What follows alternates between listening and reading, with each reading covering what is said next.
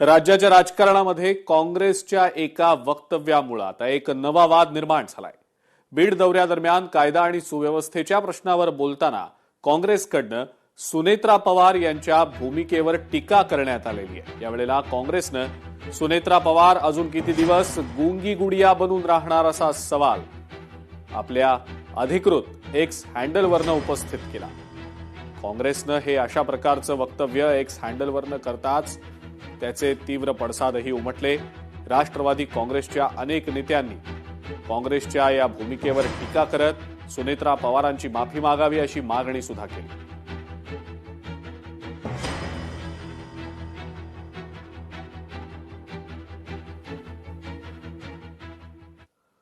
मुख्यमंत्री देवेंद्र फडणवीस यांनी सुद्धा काँग्रेसला टोला लगावलेला आहे। काँग्रेस आता अत्यंत खालच्या स्तरावर उतरलं असून काँग्रेस नेत्यांची पातळीच घसरलेली आहे। चर्चेत राहण्यासाठी केवळ काँग्रेसचे हे प्रयत्न सुरू आहेत असं मुख्यमंत्री म्हणतात। अतिशय खालच्या स्तरावर हे उतरलेले आहे। मुळामध्ये यांना कुठलाही रिस्पॉन्स मिळत नाही, कोणी विचारत नाही। त्यामुळे न्यूजमध्ये येण्याकरता अशा पद्धतीचं काम चाललेलं आहे। बदनाम हुए तो क्या हुए, नाम तो हुआ, अशा पद्धतीनं यांची कारवाई चाललेली आहे। आणि मला असं वाटतं की महाराष्ट्राच्या राजकीय संस्कृतीत इतक्या खालच्या स्तराला जाणारे हे आता आपल्याला पहिल्यांदाच पाहायला मिळत आहेत।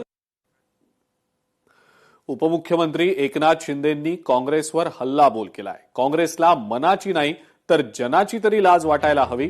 सुनेत्रा पवारांबद्दल असं बोलणं अत्यंत चुकीचं असल्याचं मत उपमुख्यमंत्री एकनाथ शिंदेंनी नोंदवलंय। काँग्रेसला हे शब्द वापरताना थोडी तरी मनाची नाही तर जनाची तरी वाटली पाहिजे। एका या राज्याच्या पहिल्या महिला उपमुख्यमंत्री सुनेत्राताईंच्या बद्दल अशा प्रकारचे अपशब्द काढणं म्हणजे या महाराष्ट्रातल्या तमाम आमच्या लाडक्या बहिणींचा अपमान आहे।